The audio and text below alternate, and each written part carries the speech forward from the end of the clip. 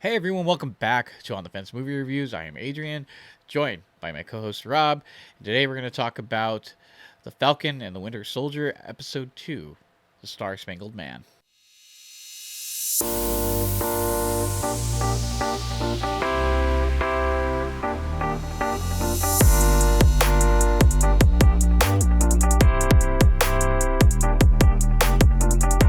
So, as we know, at the end of, or actually, let's back it up real quick. We're going to be talking about spoilers. Yeah, So back you it up. got that warning right there. Spoiler warning. So if you haven't seen the episode and you don't want it ruined, go watch the episode 2, come back and watch our review. So let's jump right into it. Falcon had just donated the Captain America's shield to the Smithsonian, and sure enough, it was taken and given to a brand new Captain America, which is not the coolest looking Captain America, I must say. Yeah, I agree with you. And so now we have this episode takes off from that moment there where we get introduced to this guy who is playing the new Captain America, and he seems to be like the quintessential all-American homegrown boy that's just the high school football star and the everything. He fits it to a T, and so now he's the new Captain America. Meanwhile, we have Bucky and Sam of the Falcon who are trying to figure out. They got kind of this love-hate relationship going on, so they're trying to figure out how to work together. Meanwhile, trying to track down this group called the Flag Smashers, and then while in the middle of that, they got this whole new Captain America and his new sidekick that kind of joined the fight, and it turns into like this thing where unfortunately they are unsuccessful, and so now they gotta work things out through therapy. Sam and the Winter Soldier, Bucky. And so as that plays out, we get to the very end where they say, okay, we need to figure things out and we need to find out some stuff about Hydra and other super soldiers because we believe there are super soldiers out there. And who knows more about Hydra than Zemo or Zemo? What is his name again, Rob? It's Zemo. Yeah, I think they say it's Zemo. I can't pronounce it properly. Played by Daniel Bruhl, and that is where we are left at the end of this episode. So, Rob, let's jump right into it. What were your thoughts on this episode, and what do you think's going on? I liked it. I liked it a lot. Yeah. I mean, I mean, there. I feel like we got a lot with this episode, and so one of the things I did like is the fighting, the action. I think it's really cool. I do like the way Sam, the Falcon, and Bucky, the Winter Soldier. I like the way they have that love-hate relationship. I enjoy the way they are. They kind of team up when they're fighting. The Flag Smashers. You can tell that they have some team experience together, but they're not fully behind each other. So, it's very individual fighting. Sometimes they help each other, sometimes they don't. So I like that kind of their friendship or non-friendship, that they're working together kind of thing. So far what we're getting with the Flag Smashers, we're seeing that, they're possibly some kind of super soldier serum they have because they're not regular people. They are strong. And I guess I'm okay with that for right now. I hope, there's something more out of this. We kind of get a little more into what they're about and, kind of what their goal and their mission is. And so I enjoyed that part of it.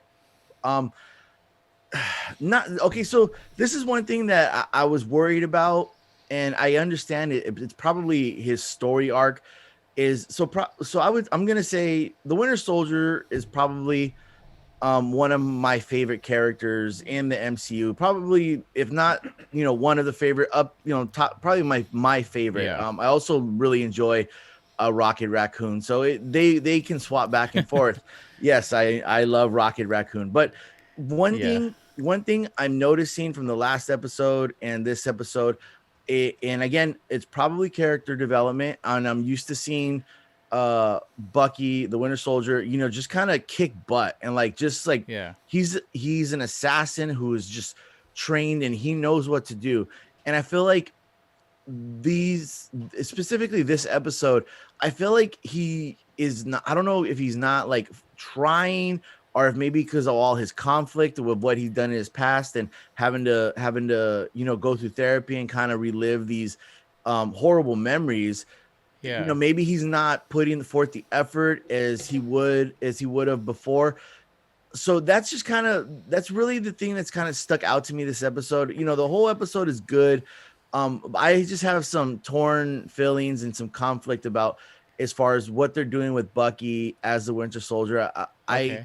I don't know, because I mean he's a super soldier as well, and I feel Yeah. like in this episode he wasn't like handling himself as well as I know he could have. So again, I don't know if that's just something Maybe it's part, a character thing. Maybe yeah, he's character holding thing, or back, and yeah. we'll find So that out that's later. that's kind of that's kind of where I'm at. But overall, the whole episode was good.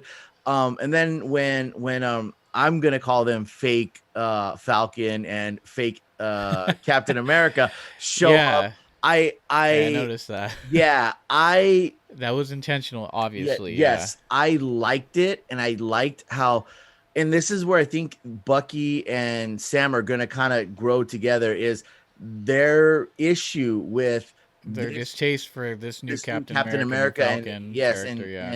and him getting the shield. And so I don't know. I really like that. I think this is gonna help them grow, and I can see kind of where this is going, as far, well, a little taste of where it's going as far as maybe bringing them together. So uh just some thoughts. What do you think, Adrian? It's funny. I'm kind of in the same boat as you. There were things that I liked about it, but I think overall I'm not loving the series. Yeah, and I Okay. know we're only 2 episodes in, but but we're nearly halfway there. There's going to be six Right. episodes, so Right. by the third episode, we should really see whether or not how strong this is going to be. Yeah, I mean, we are only getting little glimpses here and there about what's actually going on. Right. I think this third episode is going to be kind of the make or break going forward. Okay. But for me, I really did like the things I did and like about the enjoy about this episode was the very beginning, where that setup for the new Captain America. He's Okay. kind of talking about like his inner struggle with the idea of even putting on the suit and kind of donning on the whole name of Captain America. There's a weight there to it, and you can feel it from that character in that opening scene, and which I thought was a really strong scene and probably one of the strongest of the entire episode. Okay. It lets us know a little bit into this guy and this character. It's not some, which I appreciated, because it gave that character a little bit more depth instead of just being like some random guy we don't know anything about. And he's just the guy that's trying to be Captain America Mhm. and kind of fill in the shoes. And um, but I really enjoyed that, and it's like those little subplot stuff that I really enjoyed in this episode. And then when they go to see the character in Maryland, Baltimore, Mhm. Maryland, I believe it was a character named Isaiah, who is a super soldier from back in like the '60s, I think it was, right? Right. And he said he's telling a story about how he went in after they sent him in after him, and he tore off like half of Bucky's arm, and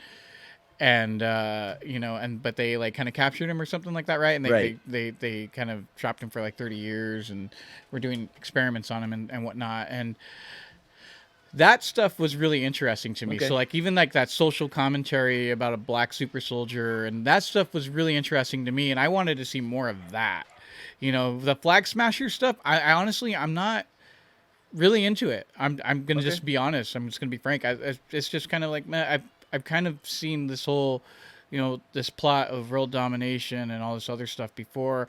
Now I do like the idea of these people, kind of how they're kind of coping and dealing with the blip, right? Where Mhm. everybody just came back, and how it kind of threw the world back into chaos, because they were barely figuring things out once everybody was, erased, and now they're coming back, and now they got to kind of refigure things out again, Right. and reintroduce people into a system, and reintroduce them into the world and all that, and the burden that it puts on the world with overpopulation and those sorts of things, which are fine, but like the overall, like, these guys just kind of going and stealing things and kind of terrorizing.